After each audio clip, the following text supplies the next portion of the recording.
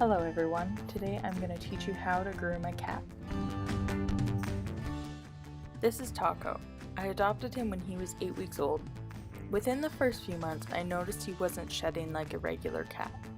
I shortly after came to the realization that the only time he would lose his fur was either when I was petting or brushing him.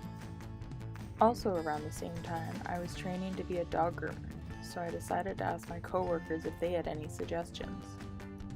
One girl suggested looking up his breed, and after a lot of research, we came to the conclusion that he is a Russian Blue Siamese mix.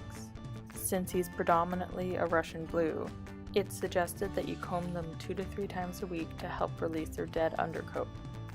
And if that's not enough, you can bath them as well.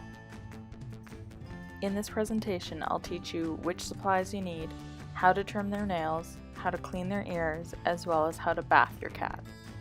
Step 1. Supplies. To groom your cat, you'll need a few supplies, such as Animal Safe shampoo, Animal Safe ear cleaning solution, cotton rounds, animal nail clippers, a towel, some treats, and a willing volunteer.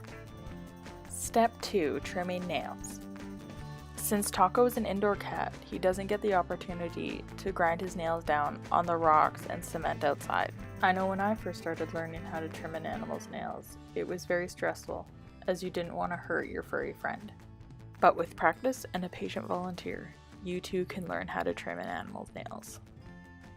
This diagram is of a cat's toe. Surrounding the bone is the quick, which is actually made up of skin. When you're trimming a cat or even a dog's nail, you always just trim off the tip, never the full nail, as that would be very painful for your pet.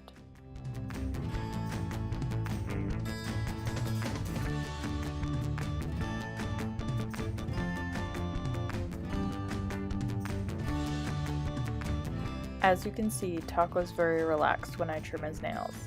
We have been trimming his nails a few times a month for the last 3 years.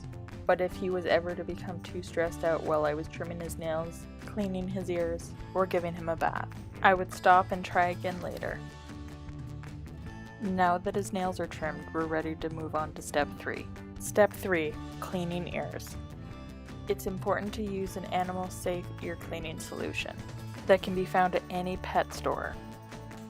Also, you'll notice I'm using a cotton round instead of a Q-tip to avoid damaging his ear.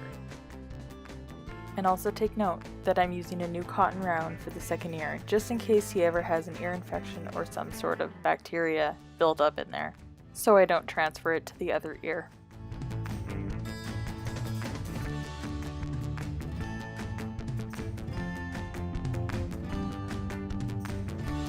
Now that his nails are clipped, his ears are cleaned, we're ready to move on to the next step. Step 4. Bathing. Make sure you test your water before putting your cat in. I have already done this step, but you just want to make sure the water is not too hot and not too cold.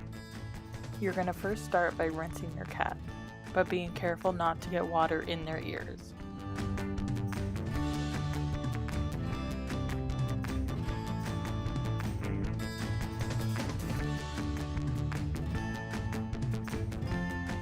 Next, add your shampoo and scrub your cat all over, making sure not to forget their armpits or feet. I find those are the dirtiest parts.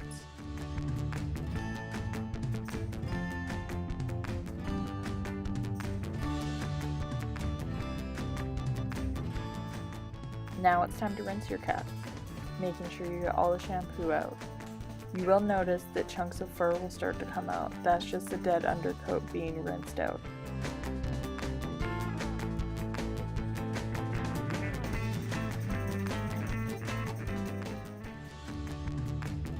The last step of bathing your cat is drying them off.